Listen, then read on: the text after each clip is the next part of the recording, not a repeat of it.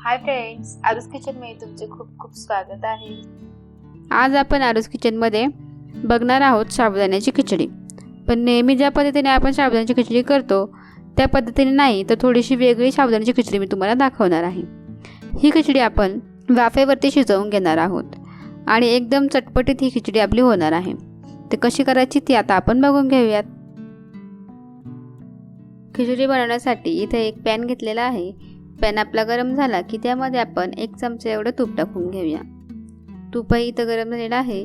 यामध्ये मी एक बटाटा साली काढून आणि बारीक चिरून घेतलेला आहे, तो आपण टाकून घेऊया। आता यामध्ये थोडंसं टाकूया चिमूटभर मीठ आणि हे व्यवस्थित परतून घेऊया। जर तुम्ही बघू शकता कलर याचा चेंज झालेला आहे, पण हा बटाटा शिजलेला नाही, त्यामुळे आपण 1 मिनिट यावर झाकण ठेवून आणि बटाटा शिजवून घेऊयात।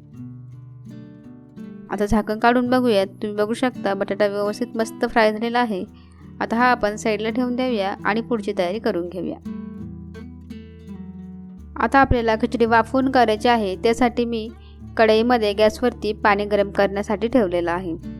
आता पाणी गरम होतंय तोपर्यंत आपण इकडं एका खोलगट ताटेमध्ये 1.5 कप एवढा साबुदाणा घेतलेला आहे, तो मी रात्रभर भिजवून घेतलेला आहे। पण जर तुमच्याकडे एवढा वेळ नसेल तर तुम्ही 2 तासात साबुदाणे भिजवून घेऊ शकता। आता साबुदाणा इथे टाकलेला आहे। आता यामध्ये आपण हिरव्या मिरच्या टाकून घेऊयात। आता जे फ्राय करून घेतलेले बटाटे आहेत तेही आपण यामध्ये टाकून घेऊया।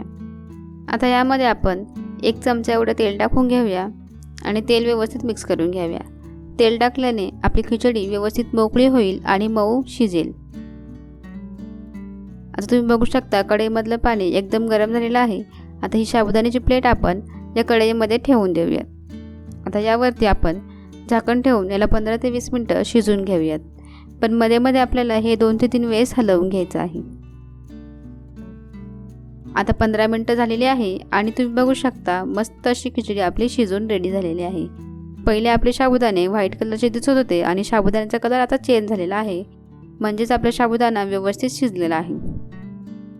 आता हे आपण एका बाउलमध्ये काढून घेऊयात।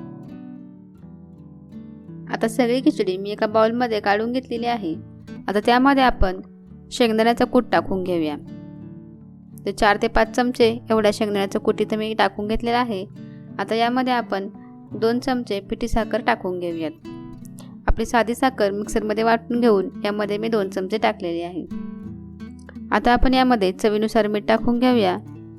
लाल मिरची पावडर जर तुम्ही उपवासासाठी खात असाल तर टाका, नाहीतर हिरवी मिरचीमध्ये केली तरीही छान लागते। यामध्ये आता जिरा पावडर टाकून घेऊया, थोडीशी आमचूर पावडर, बारीक चिरून घेतलेली कोथिंबीर, डाळिंबाचे दाणे, बटाट्याचा चिवडा मी जो विकत भेटतो 5 रुपयाला पॅकेट तो घेतलेला आहे। आता यामध्ये आपण 1 लिंबाचा रस टाकून घेऊयात आणि हे सगळं खिचडी आपण मिक्स करून घेऊया।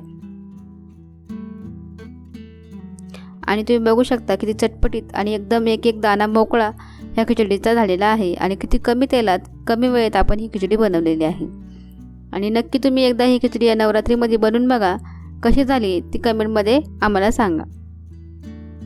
जर तुम्हाला माझी ही रेसिपी आवडली असेल तर चॅनलला लाईक करा, शेअर करा आणि सबस्क्राईब करा।